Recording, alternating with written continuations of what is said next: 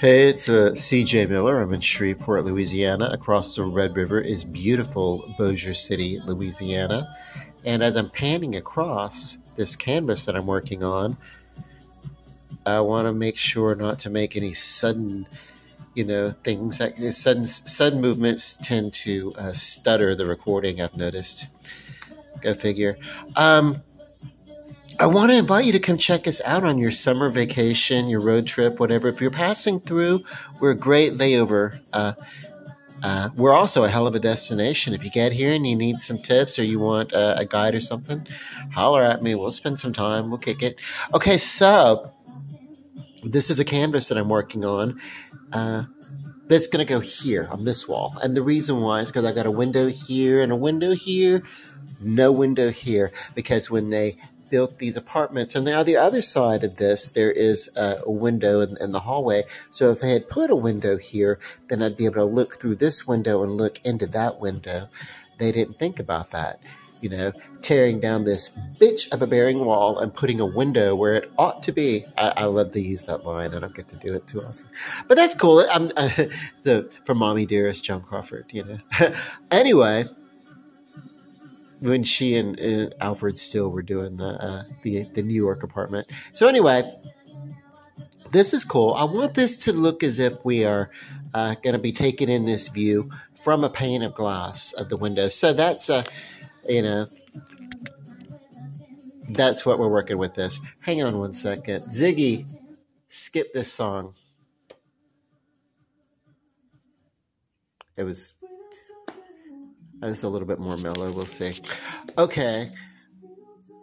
There are some additions that we're going to get into with the canvas, because I do a little bit and then I come back and I talk about it. And then what I'm finding is, as I do this, well, I knew it anyway. It's not a discovery. But the acrylic paint dries pretty quick.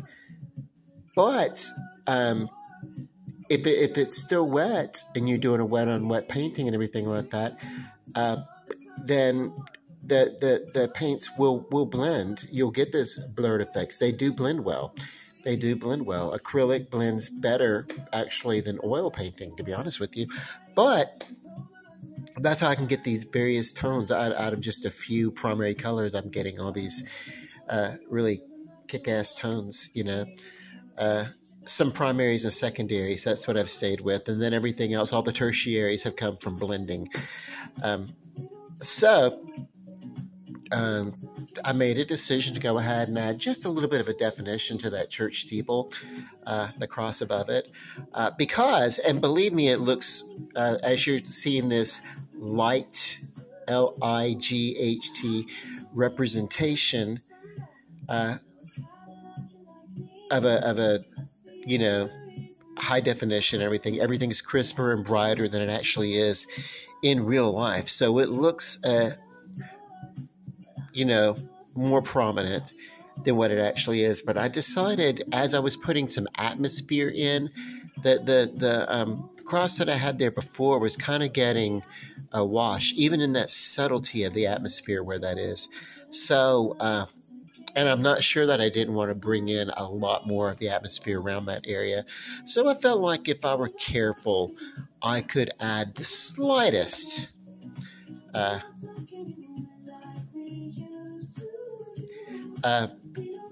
definition there. So I slightly emboldened that cross there so it would pop a little bit. And it works. There are a couple of buildings here that I did not blend. I just put this primary red here and just a touch of it over there to kind of sort of blend in with some of the rustic clay color that I'm bringing in on some of these other structures and buildings. But every building can't be the same color, otherwise you wouldn't be able to see anything. You know what I mean? It'd look like a black and white painting almost, or just a stick figure painting or whatever. Which honestly, this isn't that dissimilar from stick figuring, and then the color in between that. It's a very simplistic design, I'm aware, but it's intentional. But when you get into it, you see there's a lot more detail and a lot more,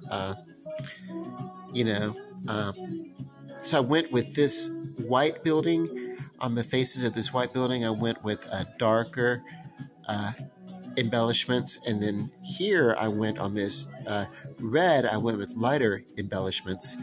And in this particular phase, and I'm not exactly certain that I'm done with those yet, but we'll see. But something else I did was to come over here, and I wanted to add kind of a smudgy, kind of a smeared effect, because this is as if we're looking through a Ziggy, Volume 3. Ziggy, skip this song. I'm not feeling Buddy Holly right now.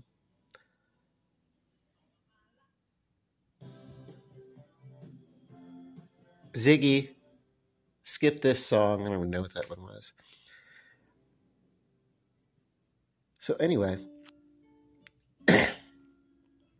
Ziggy, skip. I can't. I'm going to have to like shuffle this whole thing all over again. Be patient with me. Ziggy, skip.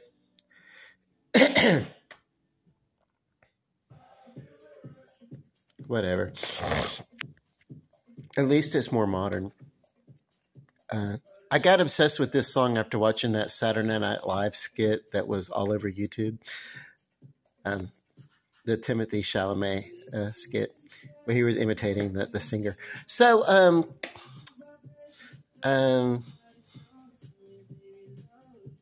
okay, so I'm back over here, and I'm talking about some of the atmosphere. I put some smudging on here because I want this to look as if we are looking through a glass, window or whatever, to kind of represent, because I get smudges on there. I don't spend all my days washing my windows.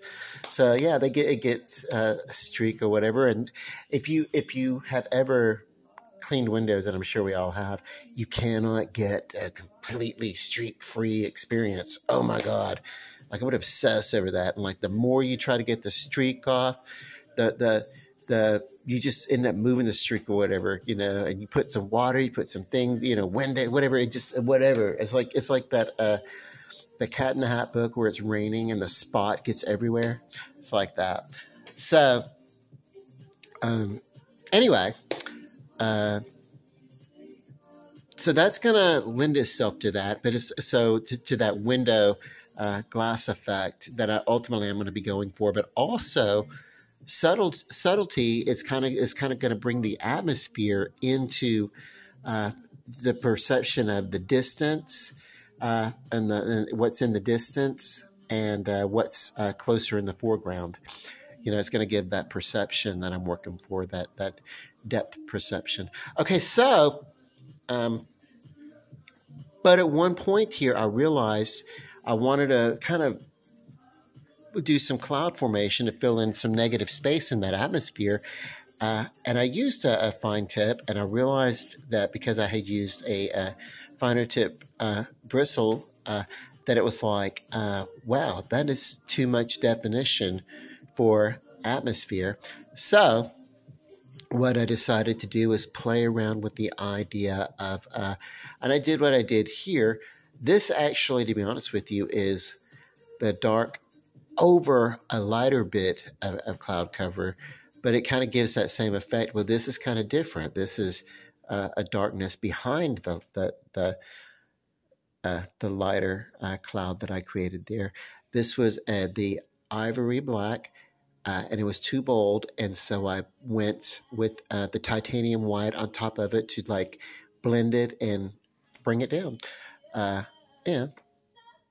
And I didn't want an exact duplicate, but you see how this cloud, it feels like a one cell, cloud cell or whatever, that is kind of like separating and moving apart.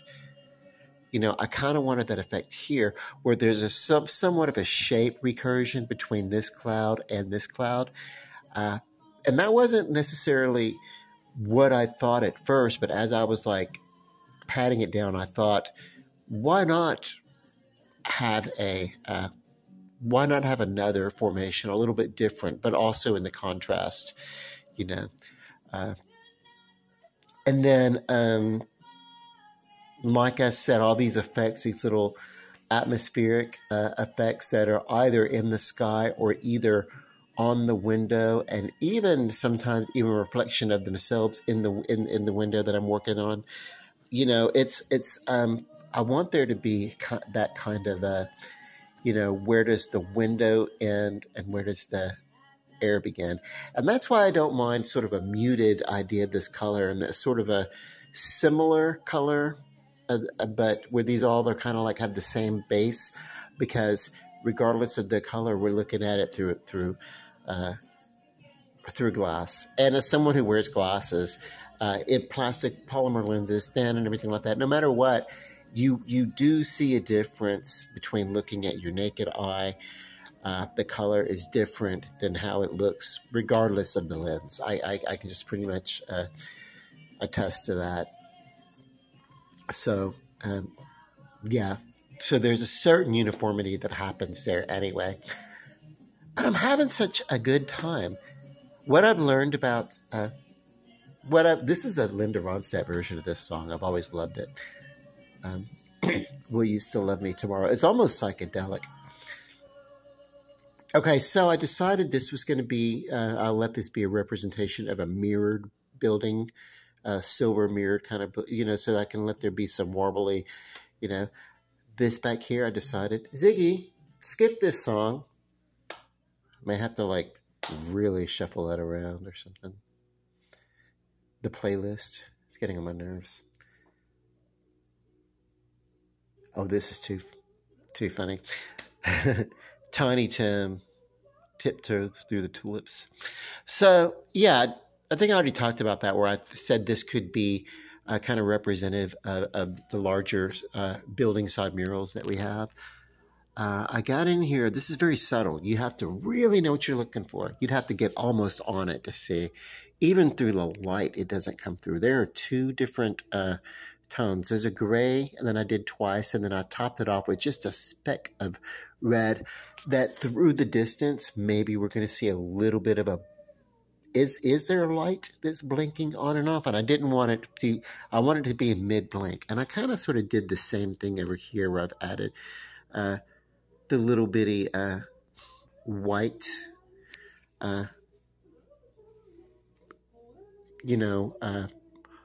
pole or guiding. What do they call those things? Those little lights on top of buildings that kind of like, I don't know. And they, whatever. I don't know what they use. I see them on buildings and they're there and they have lights and everything. I kind of wanted that effect, but I wanted it subtle. So I did put a different, like there's a red on top of the white pole. And then, yeah. I also worked a little bit, of course, with creating more of an idea of layers that you could see, because I want this to be a parking structure. So it doesn't have to be a perfect representation, because this is really more about balance and like super, super definition. And then I've already talked about, we're looking at this through glass. And then on the other side of that is going to be atmosphere and weather and things like that. So that's kind of where we're going with this.